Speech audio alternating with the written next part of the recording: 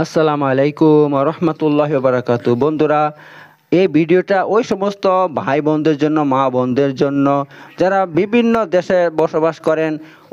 ওখানে আপনি ঝাড়ফুঁক করার জন্য ভালো একটা আলেম পাচ্ছেন না, যদিও পাওয়া যাচ্ছে তারা ভণ্ড, তারা অনেক টাকা নেয়, কাজ হয় না, ঠিক আছে।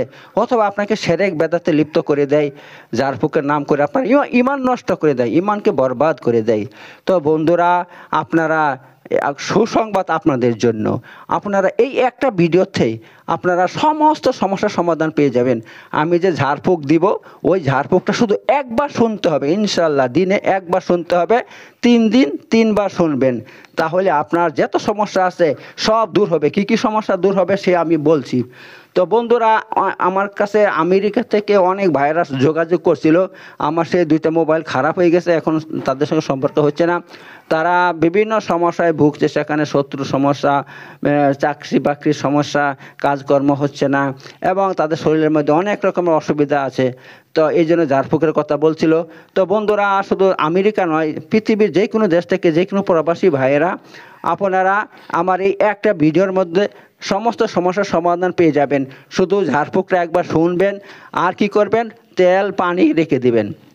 শোনেন, পানি 2 রকমের রাখবেন, অথবা পানি একটা জায়গার মধ্যে 5 লিটার পানি রাখবেন, ঠিক আছে।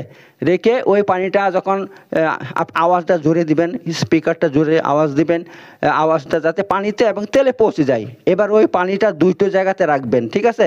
2.5 লিটারের ওই পেপসির বোতলগুলোতে রেখে দেবেন। আর তেলটা মোটামুটি 100 গ্রাম, 100 গ্রামের মতো ব্যবস্থা করবেন, ঠিক আছে। এইবার যখন ঝাড়ফুঁকটা শেষ হয়ে যাবে, ওই তেলটা কী করবেন, আপনি ওই পানিটা একটা খাবেন, আর একটা আপনার 3টা ভাগ করবেন। একটা ভাগ আজকে বালতিতে দিলেন, দিয়ে ওই পানির সঙ্গে মিশিয়ে আপনি কী করবেন, গোসল করবেন। আর গোসলটা করতে হবে একদম নামাজের মতন অজু করবেন গোসলের আগে, ঠিক আছে। নামাজের মতন অজু করে তারপর আপনি গোসলটা করবেন পানিটা দিয়ে। তারপর গোসল করা হয়ে গেলে পবিত্র কাপড় দিয়ে শরীরটা মুছে তেলটা লাগিয়ে দিবেন। তেলটা লাগানোর পর আপনি আবার কি করবেন, কানের মধ্যে ইয়ারফোন দিয়ে এইটা শুনবেন, প্রথম থেকে শেষ পর্যন্ত শুধু একবার শুনবেন। সামনে আমি ঝাড়ফুঁকটা এখনই করব, সেটা শুনবেন। ইনশাল্লাহ ইনশাল্লাহ একটা ঝাড়ফুঁক থেকেই আপনার যে সমস্যা আছে, যে সমস্যা কেউ ভালো করতে পারছে না, অনেক মৌলবীর কাছে যাচ্ছেন, আপনার জাদু টোনা বান কেউ কাটতে পারছে না, এবং আপনার যে সমস্যা জাদু কারণে হচ্ছে, বদনজরের কারণে যে সমস্যা তৈরি হচ্ছে, সেগুলো কি কি আমি একটা একটা করে বলবো। সেই সমস্যা ইনশাল্লাহ একদিনে 70% কমে যাবে, 2 দিনে শেষ হয়ে যাবে, 3 দিনে সম্পূর্ণ শেষ হয়ে যাবে, এবং আপনার যত রকমের সমস্যা আছে ইনশাল্লাহ ঠিক হয়ে যাবে। অনেক মা বোন, ভদ্র ঘরের উচ্চ বংশ ফ্যামিলি, তারা নিজের স্বামীকে কন্ট্রোল করার জন্য, নিজের আয়েসি স্বামী, তারা আয়েসি করে, অনেক মেয়ের সঙ্গে মিশে যাইছে তাই করে, তাদেরকে ঠিক করার জন্য তারা কি করে, অনেক মৌলবীর কাছে যায়, অনেক ইমামের কাছে যায়, অনেক তান্ত্রিকের কাছে যায়। তারা তাদেরকে লুটে ফুটে খায় সব দিক থেকে, তাদের ইজ্জতও লুটে, তাদের টাকাও লুটে, কিন্তু বেচারা ভদ্র মানুষ কাউকে কিছু বলতে পারে না। কিন্তু আমি বলবো, বোনেরা, আপনারা ওই ঠকবাজদের কাছে আর কখনো যাবেন না, কখনো যাবেন না। আপনাদের সমস্যার সমাধান এই একটা ভিডিওর মধ্যে পেয়ে যাবেন। শুধু আপনি কি করবেন, এই যে সামনে আমি ঝাড়ফুঁকটা দিব সেটা শুনবেন। কারণ কি শুনেন, আমি 20 বছর থেকে আমার অভিজ্ঞতা আছে এই ব্যাপারে, অভিজ্ঞতা আছে। জিন দূর করার জন্য, জিনকে ধ্বংস করার জন্য, শরীরের থেকে জিনকে উৎখাত করার জন্য, জাদু টোনা কাটার জন্য, বদনজর নষ্ট করার জন্য, এবং জাদুর কারণে, বদনজরের কারণে যে সমস্ত রোগ তৈরি হয়, ওই সমস্ত সমস্যা দূর করার জন্য এই ঝাড়ফুঁক আমি কমপ্লিট, ঝাড়ফুঁক আমি দিই, কমপ্লিট পরিপূর্ণ ঝাড়ফুঁক আমি এখানে দিয়ে দিয়েছি। বাস আপনারা এটা শুধু 3 দিনের চিকিৎসা, আমি 3 দিন চিকিৎসা করে থাকি। সেই চিকিৎসাটা আপনারা আমার এই ভিডিওর মাধ্যমে পৃথিবীর যে কোনো জায়গায় বসে বসে, ঘরে বসে আরাম করে আপনারা পেয়ে যাবেন। কারণ অনেক মানুষ আমার সঙ্গে যোগাযোগ করে, তারা বলে আমার এই সমস্যা, সেই সমস্যা, কিন্তু দেখা যাচ্ছে তারা আমাদের ইন্ডিয়াতে অনেক দূরে বসবাস করে, অথবা তারা ইন্ডিয়ার বাহিরে অনেক জায়গায় বসবাস করে, অনেক দূরে, লন্ডন, আমেরিকা বা অনেক জায়গাতে বসবাস করে। তো তারা আমার কাছে আসতে পারবে না। কিন্তু বন্ধু, এটা হচ্ছে সুসংবাদ যে আপনাকে আসার কোনো দরকার নেই। আপনি এই ভিডিওর মাধ্যমে ঘরে বসে কি করবেন, সেই সুবিধা পেয়ে যাবেন ইনশাল্লাহ, ইনশাল্লাহ গ্যারান্টি, 100% গ্যারান্টি দিয়ে, ঠিক আছে। দেখুন, আমি মাত্র 3 দিন চিকিৎসা করি, যেই কোনো কঠিন রোগ হোক, জিন জাদু টোনা বান যা যেমন রোগ হোক, ইনশাল্লাহ একদিনে ঠিক হয়ে যায়, 3 দিনে সম্পূর্ণ ঠিক হয়ে যায়। আর সেটাকে আজ আমি একটা এভাবে ভিডিও আকারে সেই চিকিৎসা পদ্ধতিটা আপনাদের সামনে তুলে দিতে চাচ্ছি, যাতে আপনারা ঘরে বসে আরাম করে কানে ইয়ারফোন দিয়ে সেই সুবিধা নিতে পারেন, সেই সমস্ত সমস্যা থেকে দূরে থাকতে পারেন। ঠিক আছে বন্ধুরা, একটা কথা মনে রাখবেন, সব বিষয় এক্সপার্ট লোকের দরকার, এক্সপার্ট ছাড়া কোনো কাজ হয় না। আপনারা যার কাছে যাচ্ছেন ঝাড়ফুঁক করতে, তারা সেরকম বেশি জানে না, অল্প স্বল্প জানে, অথবা তারা ভুলভাল আপনাদেরকে বলে দেয়। ওরা পদ্ধতি জানেই না কী করে জাদু কাটতে হয়, কী করে বদনজর কাটতে হয়, কী করে জাদু টোনা বান এবং জিনকে দূর করতে হয়, জিনকে জ্বালাইতে হয়, জিনকে শরীর থেকে বের করতে হয়, ওরা জানে না ভালো করে। ঠিক আছে, তো বন্ধুরা, আমার মোটামুটি 20-25 বছরের অভিজ্ঞতা থেকে আমি যেইভাবে চিকিৎসা করছি, যেভাবে চিকিৎসা করছি সেটাকে সম্পূর্ণ তুলে দিয়েছি আপনাদের সামনে। ঠিক আছে বন্ধুরা, তো এখন আপনারা এই ভিডিওটার মাধ্যমে আপনারা ফায়দা গ্রহণ করুন। এবার কথা হচ্ছে এই কি আপনার উপকার হবে, চলুন আমি এক এক করে বলছি আপনাকে। 1 নম্বর, সকল প্রকার জাদু নষ্ট হবে আপনার এই ঝাড়ফুঁকটা যদি 3 দিন শোনেন আর পানিটা ব্যবহার করেন, হ্যাঁ 3 দিন মাত্র, তাহলে সকল প্রকার জাদু নষ্ট হবে। যত রকমের জাদু আছে, জাদুর কিন্তু শেষ নাই। যেরকম মানুষকে জাদু মানে বান মারা, বান আপনার কি করবে, আপনার হার্টে বান মেরে দিবে, শরীরে বান মেরে দিবে, আবার লিঙ্গে বান মেরে দিবে, হ্যাঁ চোখে বান মেরে দিবে, হাত পায়ে প্যারালাইসিস করে বান মেরে দিবে। তাছাড়া আপনার অনেক রকমের জাদু আছে, আপনার ব্যবসা বাণিজ্য বন্ধ করার জাদু আছে, তারপরে আপনার উন্নতি বন্ধ করার জাদু আছে, সেটা আমি বলছি সামনে। সকল প্রকার বানকে কাটিয়ে দিবে, তেমনইভাবে জিনের সকল প্রকার আসর নষ্ট করে দিবে।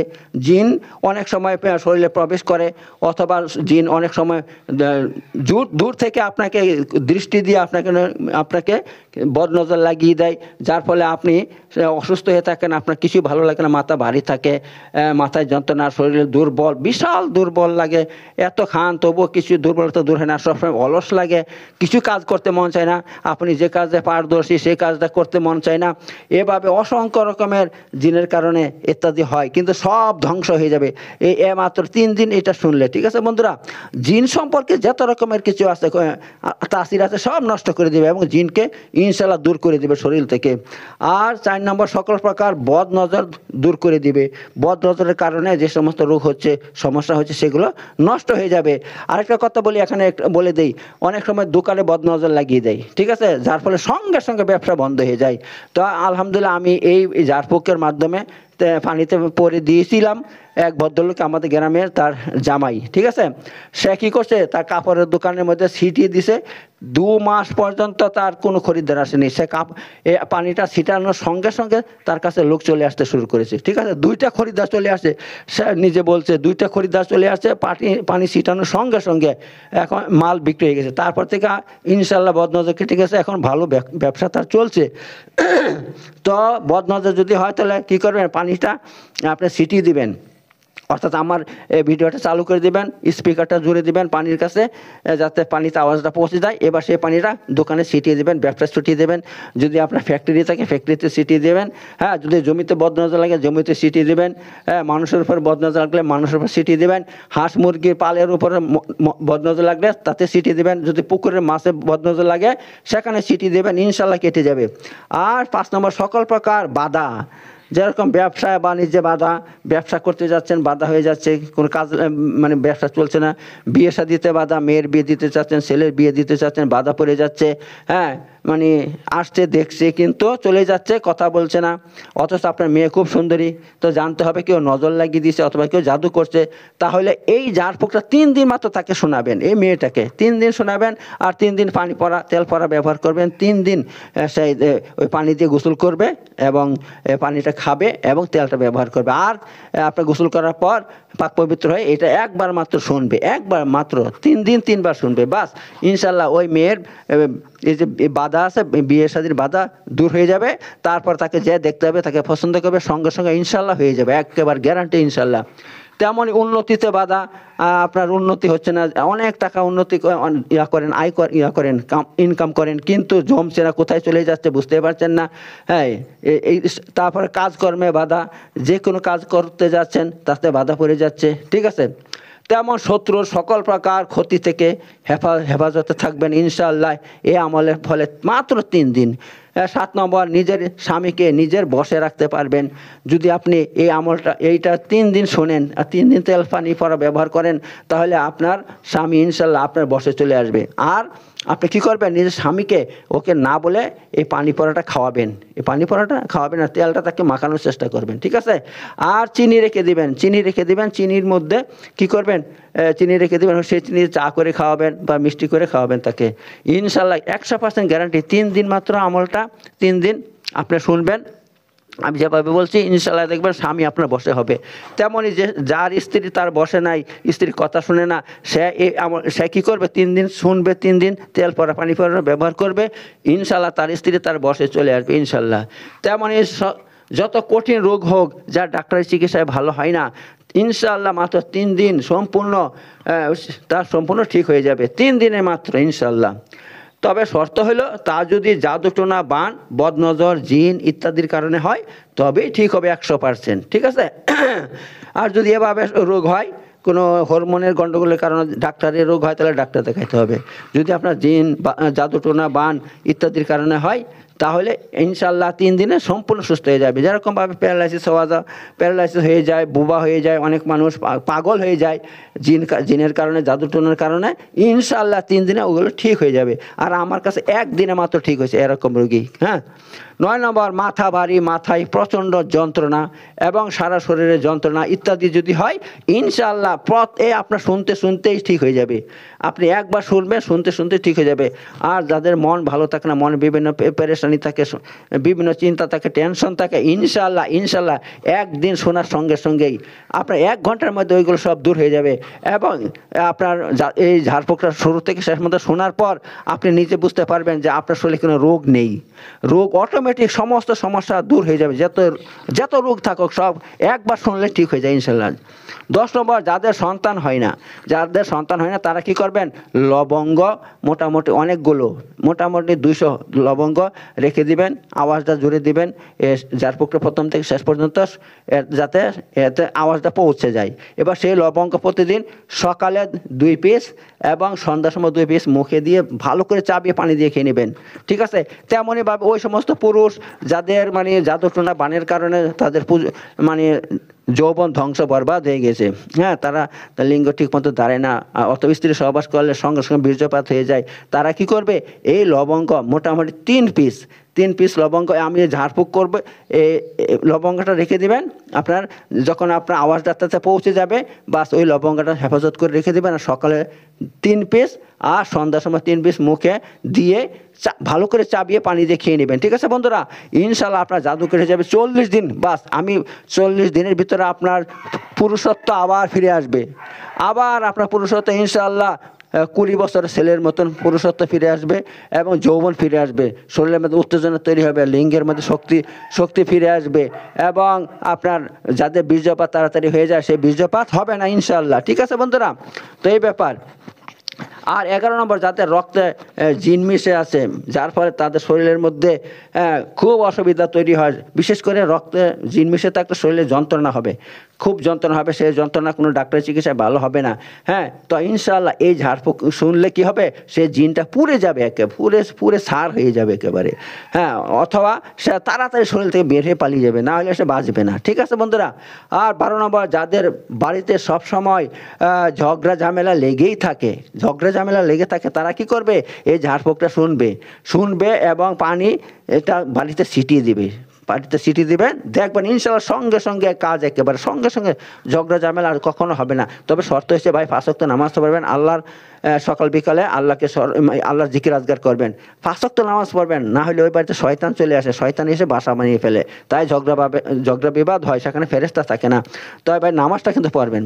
13 নম্বর, যাদের বাড়িতে কারো না কারো একটার পর একটা রোগ লেগেই থাকে, রোগ ভালো হচ্ছে না, ডাক্তারের চিকিৎসায় ভালো হয় না, ঠিক আছে, ওষুধ খায় তো ভালো থাকে, ওষুধ না খেলে আবার সেই একই সমস্যা, ইনশাল্লাহ 100% গ্যারান্টি, 3 দিন আপনি চিকিৎসা গ্রহণ করুন, এই ঝাড়ফুঁকটা গ্রহণ করুন, ইনশাল্লাহ আপনাদের এই রোগ চিরতরে ঠিক হয়ে যাবে, একেবারে 100% গ্যারান্টি ইনশাল্লাহ, ঠিক আছে। তবে তেল পরা পানি পরা ব্যবহার করতে হবে, খেতে হবে এবং গোসল করতে হবে। আর এটা 3 দিন শুনতে হবে, মাত্র 3 দিন, শুধু একবার শুনবেন, দিনে একবার, গোসল করার পর পাক পবিত্র হয়ে। 15 নম্বর, যাদেরকে খাবার খাইয়ে জাদু করা হয়েছে, ঠিক আছে, আর যার ফলে শরীরের পেটের মধ্যে ফুটপাত লেগে থাকে, পেট কখনো ভালো হয় না, পেট খারাপ হয়ে থাকে আর খারাপ স্বপ্ন দেখে, এবং তার শরীর খুব খারাপ হয়ে যায়, দিন দিন শুকিয়ে যায়। আর 16 নম্বর, যাদের কোনো কাজই হয় না, যারা যে কাজে হাত দেয় সে কাজটা ধ্বংস হয়ে যায়, কোনো কাজ হয় না তাদের, ইনশাআল্লাহ এই মাত্র 3 দিন চিকিৎসাটা গ্রহণ করবেন। আর তারপরে 18 নম্বর, মানুষ সবসময় তার পিছনে লেগে থাকে এবং তার ক্ষতি করে। ইনশাআল্লাহ আপনি 3 দিন মাত্র এটা শুনবেন, এই চিকিৎসাটা 3 দিন গ্রহণ করবেন, 3 দিন মাত্র গ্রহণ করবেন, তারপরে আপনি দেখবেন মানুষ আপনার পিছনে কখনো লাগবে না, আপনার কোনো ক্ষতি করবে না ইনশাআল্লাহ। নম্বর 16, নিকট আত্মীয়রা খুব হিংসা করে, ঠিক আছে, হিংসা করে এবং ক্ষতি করার চেষ্টা করে। আলহামদুলিল্লাহ আপনি 3 দিনের এই চিকিৎসা গ্রহণ করুন, ইনশাআল্লাহ দেখবেন নিকট আত্মীয়রা কোনো ক্ষতি করতে পারবে না। আর 20 নম্বর, বড়লোক প্রবাসীদের উপর বিভিন্ন জাদুটোনা করে তাদের সকল উন্নতি বন্ধ করে রেখে দেয় এবং তাদেরকে স্থায়ী রোগী বানিয়ে ফেলে, কিছুতেই ভালো হয় না, কোনো ঝাড়ফুঁক কাজে লাগে না, ঠিক আছে। তো ওই সমস্ত প্রবাসী ভাইয়েরা যাদেরকে নিকট আত্মীয়রা জাদুটোনা বান করে রোগগ্রস্ত করে রেখে দিয়েছে এবং তাদের অনেক রকমের উন্নতি বন্ধ করে রেখে দিয়েছে, তাদের উপর সবসময় হিংসা করে মানুষ, আপনারা দয়া করে ঘরে বসে এই ঝাড়ফুঁকের মাধ্যমে চিকিৎসা গ্রহণ করুন, মাত্র 3 দিন চিকিৎসা গ্রহণ করবেন, ঠিক আছে। 3 দিন আপনারা কী করবেন, ঝাড়ফুঁকটা মন দিয়ে শুনবেন, প্রথমে গোসল পানিটা দিয়ে গোসল করবেন, তারপর পানি একটু খেয়ে নেবেন, পরা পানিটা খেয়ে নেবেন, ঠিক আছে। ওই যে আমি বলে দিলাম পানি 2টা ভাগ করবেন, 5 লিটার পানি রেখে দিলেন, সে ঝাড়ফুঁক হয়ে গেল, ওইটাকে 2টো ভাগ করে 2 জায়গায় রেখে দেবেন। একটা দিয়ে কী করবেন, একটা দিয়ে আপনি গোসল করবেন, আর একটা দিয়ে আপনি কী করবেন, পানিটা খাবেন দিনে 3 বার, সকালে দুপুরে রাতে ইনশাল্লাহ। আর তেলটা গোসলের পর কী করবেন, শরীরে লাগিয়ে দিবেন, ঠিক আছে বন্ধু। দেখবেন আপনি সকল প্রকার আপনার রোগ বালাটা যা কিছু সব ঠিক হয়ে যাবে ইনশাল্লাহ, 100% গ্যারান্টি। মাত্র 1 দিন দেখবেন, 1 দিনে যদি আপনার ঠিক না হয় তখন বলবেন আপনি ইনশাল্লাহ, শুধু এক দিনে ঠিক হয়ে যাবে, তবে 3 দিন করতে হবে আপনাকে, ঠিক আছে। আচ্ছা, 21 নম্বর, জাদুটোনা বান বদনজর কেউ কাটাতেই পারছে না, ঠিক আছে, কেউ কাটাতে পারছে না। তো আলহামদুলিল্লাহ তখন আপনি কী করবেন, আমার এই চিকিৎসা গ্রহণ করবেন। এই ভিডিওর মধ্যে আমি চিকিৎসা দিচ্ছি, সামনে এখনই দিব, সেটা গ্রহণ করবেন মাত্র 3 দিন, ইনশাল্লাহ কেটে যাবে, 100% গ্যারান্টি। 22 নম্বর, জিন কেউ সারাতেই পারছে না এবং আরও জিন সারাতে পারছে না, জিনের জন্য অনেক জিন পিছিয়ে লেগে আছে আপনার, কিন্তু জিনে অনেক সমস্যা তৈরি করছে, আপনার যার কাছে যাচ্ছেন কেউ সারাইতে পারছে না। আলহামদুলিল্লাহ আপনি মাত্র 1 দিন চিকিৎসা গ্রহণ করুন, অর্থাৎ আপনি কি করবেন, তেল পরা পানি পরাটা তেলটা মেখে পানি দিয়ে গোসল করে তেলটা মেখে শরীরে আর একটু পানি খেয়ে তারপর কী করবেন, আপনি এটা শুনবেন, ঠিক আছে, শুনবেন ইনশাল্লাহ 1 দিনে ঠিক। তারপর তবু 3 দিন আপনি এই পদ্ধতি গ্রহণ করবেন। তাছাড়া আর অসংখ্য সমস্যা সমাধান মাত্র এই একটা ভিডিওর এই একটা ঝাড়ফুঁকের মাধ্যমে ইনশাল্লাহ পেয়ে যাবেন, ঠিক আছে। তো বন্ধুরা, এবার কথা হচ্ছে, আমি এখন ঝাড়ফুঁকটা শুরু করছি, ঠিক আছে। কথা হলো এই, বন্ধুরা দেখুন, কোনো কিছু কিন্তু ফ্রিতে পাওয়া যায় না, দুনিয়াতে কোনো কিছু ফ্রিতে পাওয়া যায় না, কিন্তু আমি আপনাকে ঝাড়ফুঁকটা দিচ্ছি। আপনি প্রথমে কি করবেন, এটা ঝাড়ফুঁকের মাধ্যমে চিকিৎসা নেবেন, নেওয়ার পর যখন সম্পূর্ণ সুস্থ হয়ে যাবেন, যেই কোনো সমস্যা, সবার তো এক সমস্যা থাকে না, আপনি সমস্ত সমস্যার সমাধান এর মাধ্যমে ইনশাল্লাহ হয়ে যাবে, ঠিক আছে। তো যখন সমস্যার সমাধান হয়ে যাবে, আপনার সম্পূর্ণ ঠিক হয়ে যাবেন, সুস্থ হয়ে যাবেন, তখন বন্ধু আপনাকে পয়সাটা আমাকে দিতে হবে। কারণ আমি একটা রোগী ধরি, জিন ভূত হোক, আর এদের আমি চিরদিনের গ্যারান্টি দিই ইনশাল্লাহ। চিরদিন এই ঝাড়ফুঁক গ্রহণ করলে চিরদিন ওই সমস্যা তার আর হবে না। জিন হলে জিন পালিয়ে যাবে, তার কাছে দ্বিতীয়বার আসবে না। যদি তার জাদুটোনা থাকে, জাদুটোনা নষ্ট হয়ে যাবে, দ্বিতীয়বার হবে না ইনশাআল্লাহ। বদনজর লেগে থাকলে বদনজর একদম ধ্বংস হয়ে যাবে। আর বদনজর কারণে, জাদুর কারণে, জিনের কারণে অসংখ্য রোগ তৈরি হয় শরীরের মধ্যে, সেটা 16 প্রকার রোগ তৈরি হয়। এই নিয়ে আমি ভিডিও তৈরি করেছি, আরও করব। আপনারা আমার ইউটিউব চ্যানেলকে সাবস্ক্রাইব করে রাখুন ইনশাআল্লাহ। এটা বিশাল বড় উপকারী চ্যানেল, আপনার বিরাট উপকারে আসবে, ঠিক আছে বন্ধুরা। আর পৃথিবীর কোথায় থেকে আপনারা ভিডিওটা দেখছেন একটু দয়া করে বলবেন, ঠিক আছে বন্ধু। তো এবার কথা হচ্ছে এই বন্ধুরা, আপনারা যখন উপকার পাবেন তখন এটা কিন্তু ফ্রিতে নয়, অবশ্যই আপনাকে টাকা খরচ করতে হবে, কিন্তু ভালো হওয়ার পর, ভালো হওয়ার আগে নয়, চিকিৎসার আগে নয়। চিকিৎসা করার পর যখন আপনি সুস্থ হয়ে যাবেন তখন কমসে কম আপনার জাদুটোনা বান ইত্যাদি কাটার জন্য, জাদুটোনা বান এবং জিনের জন্য 5,000 টাকা, বদ নজরের জন্য 3,000 টাকা, ঠিক আছে? আর যেরকম প্যারালাইসিস হয়ে গেছে, বোবা হয়ে গেছে ইত্যাদি, এর জন্য ওই 5,000 টাকা, ঠিক আছে বন্ধুরা? তো আপনারা দিবেন, আমি অ্যাকাউন্ট নাম্বার কিন্তু দিয়ে দিব, আমার অ্যাকাউন্ট নাম্বারটা আমি এতে দিয়ে দিব, ঠিক আছে? আর তাছাড়া আমি ডেসক্রিপশনে আমার অ্যাকাউন্ট নাম্বারটা দিয়ে দেবো, আপনার পৃথিবীর যে কোনো দেশ থেকে টাকা পাঠাতে পারবেন। আর কথা হইলো ভাই, একমাত্র বাংলাদেশ থেকে ইন্ডিয়াতে টাকা আসে না, কারণ আসার কোনো সিস্টেম নেই। তাছাড়া সব জায়গা থেকে টাকা আসে। আর বলি, বাংলাদেশে অনেক ভাই বন্ধুরা আছেন এমন সমস্যায় ভুগছেন যে আপনাদের সমস্যা কেউ ভালো করতে পারছে না, হ্যাঁ, কেউ করতে পারছে না। ইনশাল্লাহ যখন আপনি এর মাধ্যমে সুস্থ হয়ে যাবেন, পরিপূর্ণ সুস্থ হয়ে যাবেন, তো টাকাটা আপনি পাঠিয়ে দেবেন কোনো প্রবাসী ভাইয়ের মাধ্যমে। কারণ বাংলাদেশের অধিকাংশ মানুষ, প্রায় 80-85% মানুষ প্রবাসে থাকে। তো আপনার নিকট কোনো আত্মীয় প্রবাসে থাকলে তার মাধ্যমে পাঠিয়ে দেবেন। তাকে বলবেন, দেখো এই অ্যাকাউন্ট নাম্বারে ইন্ডিয়াতে টাকাটা পাঠিয়ে দাও, আমি তোমাকে বাড়িতে টাকাটা দিয়ে দিচ্ছি, ঠিক আছে বন্ধুরা? তো এইভাবে টাকাটা পাঠিয়ে দেবেন দয়া করে। এবার চলুন আমি আপনাদের সামনে ঝাড়ফুঁক শুরু করছি, ঠিক আছে? তো শুরু করছি, এতে সকল প্রকার আপনার সমস্যার সমাধান হয়ে যাবে, ঠিক আছে? আর আমাকে প্রতিটা যা পড়বে সেটা 7 বার করে পড়তে হবে, 7 বার করে রিপিট করতে হবে। তো শুরু করছি, আউযু বিল্লাহি মিনাশ শাইতানির রাজিম, বিসমিল্লাহির রহমানির রহিম, আল্লাহুম্মা সাল্লি আলা মুহাম্মাদ ওয়া আলা আলি মুহাম্মাদ কামা সাল্লাইতা আলা ইব্রাহিম ওয়া আলা আলি ইব্রাহিম ইন্নাকা হামিদুম মাজিদ, আল্লাহুম্মা বারিক আলা মুহাম্মাদ ওয়া আলা আলি মুহাম্মাদ কামা বারাকতা আলা ইব্রাহিম ওয়া আলা আলি ইব্রাহিম ইন্নাকা হামিদুম মাজিদ। আউযু বিল্লাহি মিনাশ শাইতানির রাজিম, বিসমিল্লাহির রহমানির রহিম, আলহামদুলিল্লাহি রাব্বিল আলামিন, আর রহমানির রহিম, মালিক ইয়াউমিদ্দিন, ইয়াকা না'বুদু ওয়া ইয়াকা নাস্তাঈন, ইহদিনাস সিরাতাল মুস্তাকিম, সিরাতাল লাযিনা আন'আমতা আলাইহিম গায়রিল মাগদুবি আলাইহিম ওয়ালাদ-দাল্লিন, আমিন।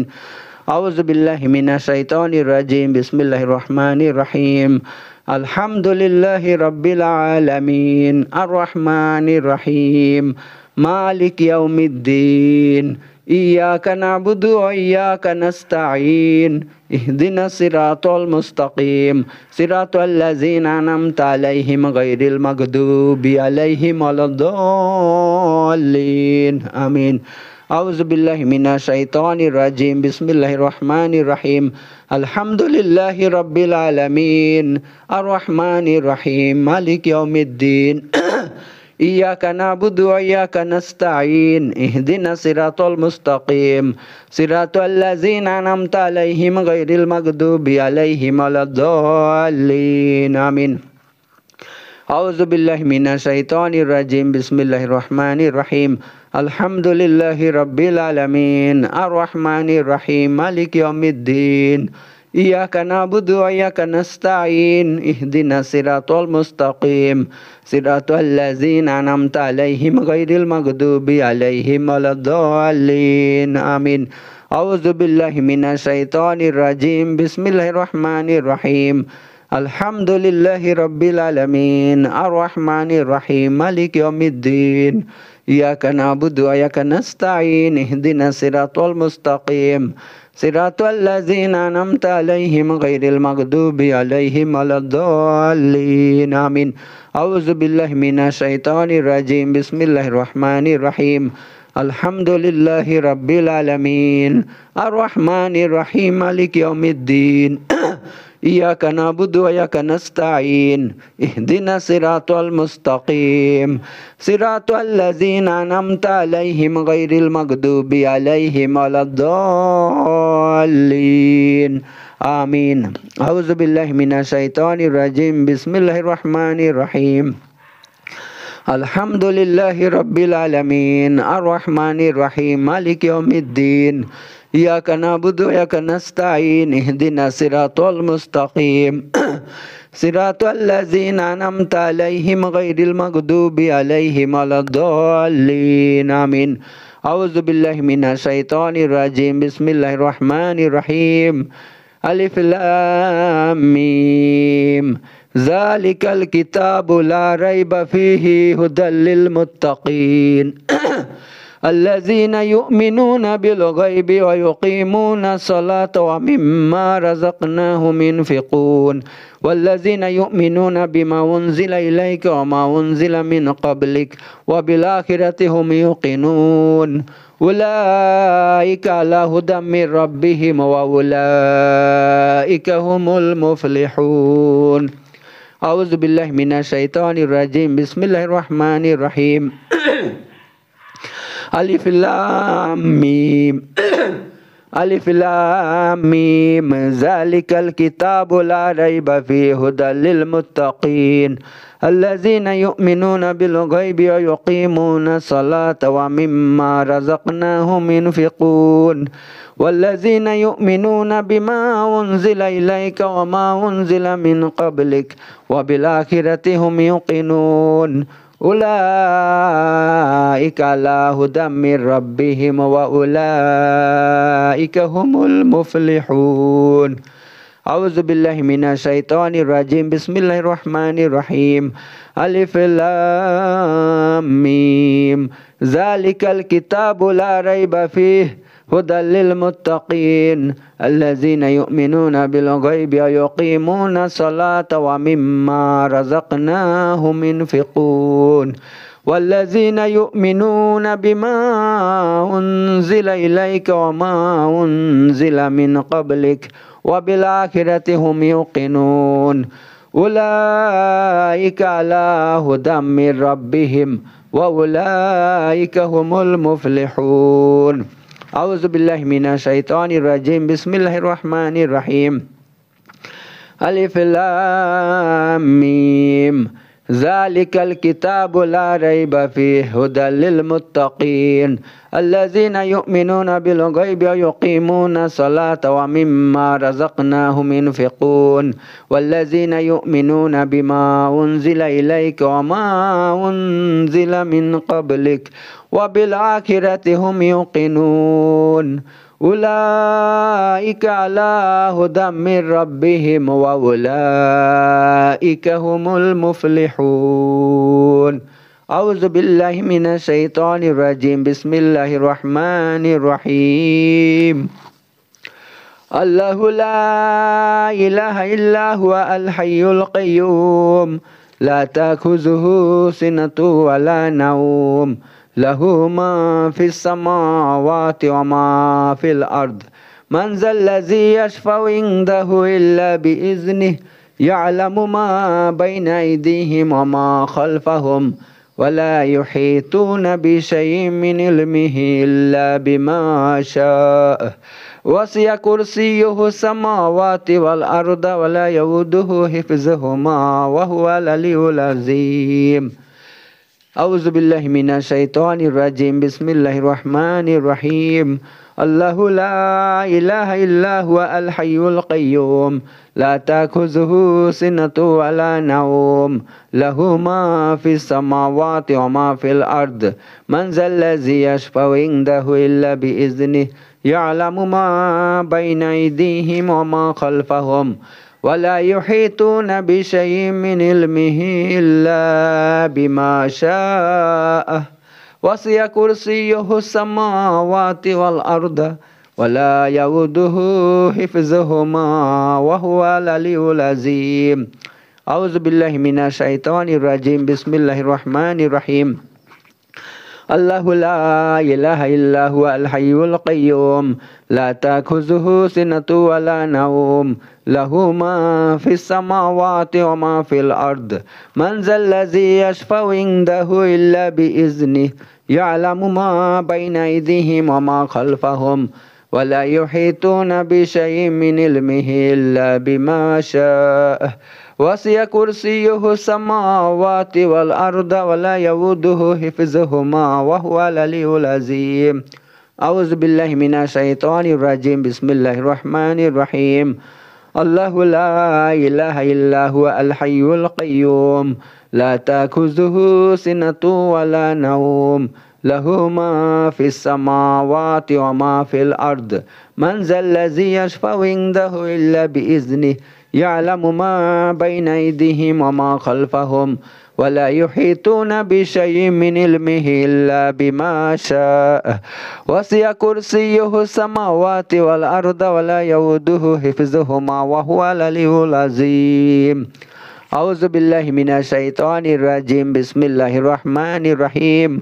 الله لا إله إلا هو الحي القيوم لا تأخذه سنة ولا نوم له ما في السماوات وما في الأرض من ذا الذي يشفع عنده إلا بإذنه يعلم ما بين أيديهم وما خلفهم ولا يحيطون بشيء من علمه إلا بما شاء وسع كرسيه السماوات والأرض ولا يؤوده حفظهما وهو العلي العظيم. أعوذ بالله من الشيطان الرجيم. بسم الله الرحمن الرحيم.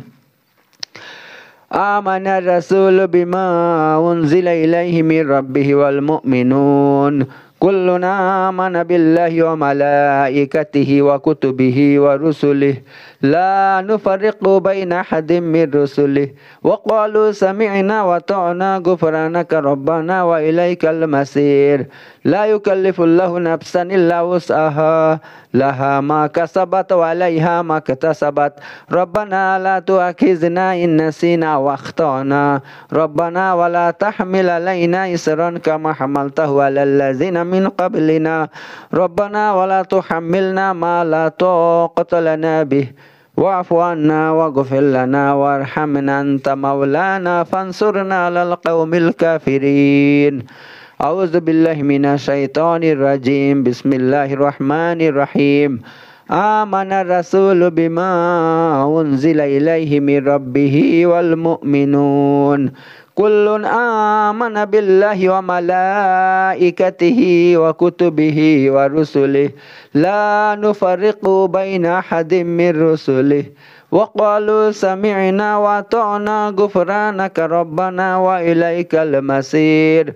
لا يكلف الله نفسا إلا وسعها لها ما كسبت وعليها ما اكتسبت ربنا لا تؤاخذنا إن نسينا وأخطأنا ربنا ولا تحمل علينا إصرا كما حملته على الذين من قبلنا ربنا ولا تحملنا ما لا طاقة لنا به واعف عنا واغفر لنا وارحمنا أنت مولانا فانصرنا على القوم الكافرين. أعوذ بالله من الشيطان الرجيم. بسم الله الرحمن الرحيم. آمن الرسول بما أنزل إليه من ربه والمؤمنون كلنا آمن بالله وملائكته وكتبه ورسله لا نفرق بين أحد من رسله وقالوا سمعنا وأطعنا غفرانك ربنا وإليك المصير. لا يكلف الله نفسا إلا وسعها لها ما كسبت وعليها ما اكتسبت ربنا لا تؤاخذنا إن نسينا وأخطأنا ربنا ولا تحمل علينا إصرا كما حملته على الذين من قبلنا ربنا ولا تحملنا ما لا طاقة لنا به واعف عنا واغفر لنا وارحمنا أنت مولانا فانصرنا على القوم الكافرين. أعوذ بالله من الشيطان الرجيم. بسم الله الرحمن الرحيم. وأوحينا إلى موسى أن ألق عصاك فإذا هي تلقف ما يأفكون فوقع الحق وبطل ما كانوا يعملون فغلبوا هنالك وانقلبوا صاغرين وألقي السحرة ساجدين قالوا آمنا برب العالمين رب موسى وهارون. أعوذ بالله من الشيطان الرجيم. بسم الله الرحمن الرحيم. وأوحينا إلى موسى أن ألق عصاك فإذا هي تلقف ما يأفكون فوقع الحق وبطل ما كانوا يعملون فغلبوا هنالك وانقلبوا صاغرين وألقي السحرة ساجدين قالوا آمنا برب العالمين رب موسى وهارون. أعوذ بالله من الشيطان الرجيم. بسم الله الرحمن الرحيم. وأوحينا إلى موسى أن ألق عصاك فإذا هي تلقف ما يأفكون فوقع الحق وبطل ما كانوا يعملون فغلبوا هنالك وانقلبوا صاغرين وألقي السحرة ساجدين قالوا آمنا برب العالمين رب موسى وهارون أعوذ بالله من الشيطان الرجيم بسم الله الرحمن الرحيم وأوحينا إلى موسى أن ألقي عصاك فإذا هي تلقف ما يأفكون فوقع الحق وبطل ما كانوا يعملون فغلبوا هنالك وانقلبوا صاغرين وألقي السحرة ساجدين قالوا آمنا برب العالمين رب موسى وهارون أعوذ بالله من الشيطان الرجيم بسم الله الرحمن الرحيم وأوحينا إلى موسى أن ألقي عصاك فإذا هي تلقف ما يأفكون فوقع الحق وبطل ما كانوا يعملون فغلبوا هنالك وانقلبوا صاغرين وألقي السحرة ساجدين قالوا آمنا برب العالمين رب موسى وهارون أعوذ بالله من الشيطان الرجيم بسم الله الرحمن الرحيم وأوحينا إلى موسى أن ألقي عصاك فإذا هي تلقف ما يأفكون فوقع الحق وبطل ما كانوا يعملون فغلبوا هنالك وانقلبوا صاغرين وألقي السحرة ساجدين قالوا آمنا برب العالمين رب موسى وهارون أعوذ بالله من الشيطان الرجيم بسم الله الرحمن الرحيم وأوحينا إلى موسى أن ألقي عصاك فإذا هي تلقف ما يأفكون فوقع الحق وبطل ما كانوا يعملون فغلبوا هنالك وانقلبوا صاغرين وألقي السحرة ساجدين قالوا آمنا برب العالمين رب موسى وهارون أعوذ بالله من الشيطان الرجيم بسم الله الرحمن الرحيم وقال فرعون ائتوني بكل ساحر عليم فلما جاء السحرة قال لهم موسى ألقوا ما أنتم ملقون فلما ألقوا قال موسى ما جئتم به السحر إن الله سيبطله إن الله سيبطله إن الله سيبطله إن الله سيبطله إن الله سيبطله إن الله سيبطله إن الله سيبطله إن الله سيبطله إن الله سيبطله إن الله سيبطله অর্থ নিশ্চয় আল্লাহ তাআলা এই জাদুকে ধ্বংস করবেনই করবেন বরবাদ করবেনই করবেন বাতিল করবেনই করবেন আউযু বিল্লাহি মিনাশ শাইতানির রাজিম বিসমিল্লাহির রহমানির রহিম ইন্নাল্লাহা সাইবিতিলহু ইন্নাল্লাহা সাইবিতিলহু ইন্নাল্লাহা সাইবিতিলহু ইন্নাল্লাহা সাইবিতিলহু ইন্নাল্লাহা সাইবিতিলহু ইন্নাল্লাহা সাইবিতিলহু ইন্নাল্লাহা লা ইউসলিহু আমালাল মুফসিদিন ওয়া ইউহিক্কুল্লাহুল হাক্কা বিকালিমাতিহি ওয়ালাউ কারিহাল মুজরিমুন আউযু বিল্লাহি মিনাশ শাইতানির রাজিম বিসমিল্লাহির রহমানির রহিম وقال فرعون ائتوني بكل ساحر عليم فلما جاء السحرة قال لهم موسى ألقوا ما أنتم ملقون فلما ألقوا قال موسى ما جئتم به السحر إن الله سيبطله إن الله سيبطله إن الله سيبطله إن الله سيبطله إن الله سيبطله إن الله سيبطله إن الله سيبطله إن الله لا يصلح على المفسدين ويحق الحق بكلماته ولو كره المجرمون أعوذ بالله من الشيطان الرجيم بسم الله الرحمن الرحيم وقال فرعون ائتوني بكل ساحر عليم فلما جاء السحرة قال لهم موسى ألقوا ما أنتم ملقون فلما ألقوا قال موسى ما جئتم به السحر إن الله سيبطله إن الله سيبطله إن الله سيبطله إن الله سيبطله إن الله سيبطله إن الله سيبطله إن الله لا يصلح عمل المفسدين ويحق الله الحق بكلماته ولو كره المجرمون أعوذ بالله من الشيطان الرجيم بسم الله الرحمن الرحيم وقال فرعون ائتوني بكل ساحر عليم فلما جاء السحرة قال لهم موسى ألقوا ما أنتم ملقون فلما لقوا قال موسى ما جئتم به السحر إن الله سيبطله إن الله سيبطله إن الله سيبطله إن الله سيبطله إن الله سيبطله إن الله سيبطله إن الله سيبطله إن الله سيبطله إن الله لا يصلح عمل المفسدين ويحق الحق بكلماته ولو كره المجرمون أعوذ بالله من الشيطان الرجيم بسم الله الرحمن الرحيم وقال فرعون ائتوني بكل ساحر عليم فلما جاء السحرة قال لهم موسى ألقوا ما أنتم ملقون فلما ألقوا قال موسى ما جئتم به السحر إن الله سيبطله إن الله سيبطله إن الله سيبطله إن الله سيبطله إن الله سيبطله إن الله لا يسلم على المفسدين ويحق الحق بكلماته ولو كره المجرمون أعوذ بالله من الشيطان الرجيم بسم الله الرحمن الرحيم وقال فرعون ائتوني بكل ساحر عليم فلما جاء السحرة قال لهم موسى القوا ما أنتم ملقون فلما ألقوا قال موسى ما جئتم به السحر إن الله سيبطله إن الله سيبطله إن الله سيبطله إن الله سيبطله إن الله سيبطله إن الله لا يسلم على المفسدين ويحق الحق بكلماته ولو كره المجرمون أعوذ بالله من الشيطان الرجيم بسم الله الرحمن الرحيم وقال فرعون ائتوني بكل ساحر عليم فلما جاء السحرة قال لهم موسى القوا ما أنتم ملقون فلما ألقوا قال موسى ما جئتم به السحر إن الله سيبطله إن الله سيبطله إن الله سيبطله إن الله سيبطله إن الله سيبطله إن الله سيبطله إن الله سيبطله إن الله سيبطله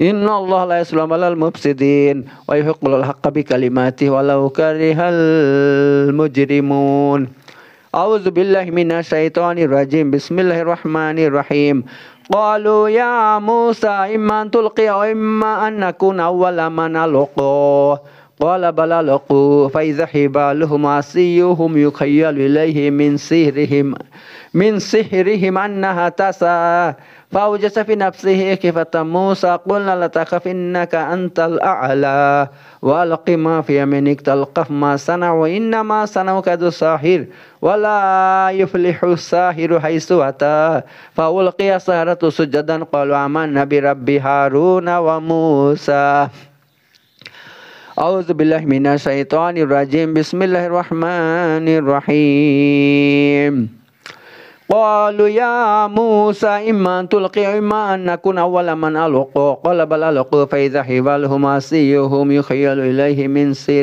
من سحرهم أنها تسعى فأوجس في نفسه خيفة موسى قلنا لا تخف إنك أنت الأعلى وألق ما في يمينك تلقف ما صنعوا إنما صنعوا كيد ساحر ولا يفلح السحر حيث أتى فألقي السحرة سجدا قالوا آمنا برب هارون وموسى أعوذ بالله من الشيطان الرجيم بسم الله الرحمن الرحيم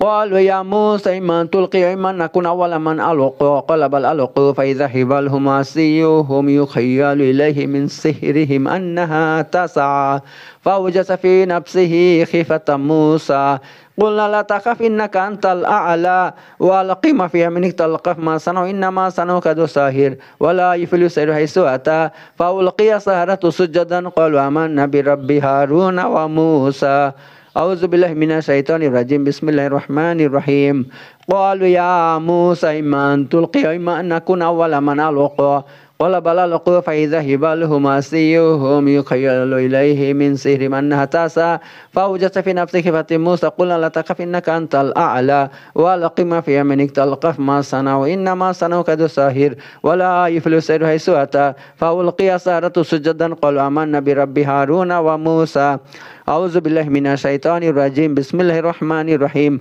قالوا يا موسى إما أن تلقي وإما أن نكون أول من ألقى قال بل ألقوا فإذا حبالهم وعصيهم يخيل إليه من سحرهم أنها تسعى فأوجس في نفسه خيفة موسى قلنا لا تخف إنك أنت الأعلى وألق ما في يمينك تلقف ما صنعوا إنما صنعوا كيد ساحر ولا يفلح السحر حيث أتى فألقي السحرة سجدا قالوا آمنا برب هارون وموسى أعوذ بالله من الشيطان الرجيم بسم الله الرحمن الرحيم قالوا يا موسى إما أن تلقي إما أن نكون أول من ألقى قال بل ألقوا فإذا حبالهم وعصيهم يخيل إليه من سحرهم أنها تسعى فأوجس في نفسه خيفة موسى قلنا لا تخف إنك أنت الأعلى وألق ما في يمينك تلقف ما صنعوا إنما صنعوا كيد ساحر ولا يفلح الساحر حيث أتى فألقي السحرة سجدا قالوا آمنا برب هارون وموسى أعوذ بالله من الشيطان الرجيم بسم الله الرحمن الرحيم قالوا يا موسى إما أن تلقي وإما أن نكون أول من ألقى قال بل ألقوا فإذا حبالهم عصيهم يخيل إليه من سحرهم أنها تسعى فأوجس في نفسه فتى موسى قل لا تخف إنك أنت الأعلى وألق ما في يمينك تلقف ما صنعوا إنما صنعوا كيد ساحر ولا يفلح السحر حيث أتى فألقي السحرة سجدا قالوا آمنا برب هارون وموسى أعوذ بالله من الشيطان الرجيم بسم الله الرحمن الرحيم فارجع البصر هل ترى من فطور ثم ارجع البصر كرتين ينقلب إليك البصر خاسئا وهو حسير أعوذ بالله من الشيطان الرجيم بسم الله الرحمن الرحيم فارجع البصر هل ترى من فطور ثم ارجع البصر كرتين ينقلب إليك البصر خاسئا وهو حسير أعوذ بالله من الشيطان الرجيم بسم الله الرحمن الرحيم فارجع البصر هل ترى من فطور ثم ارجع البصر كرتين ينقلب إليك البصر خاسئا وهو حسير أعوذ بالله من الشيطان الرجيم بسم الله الرحمن الرحيم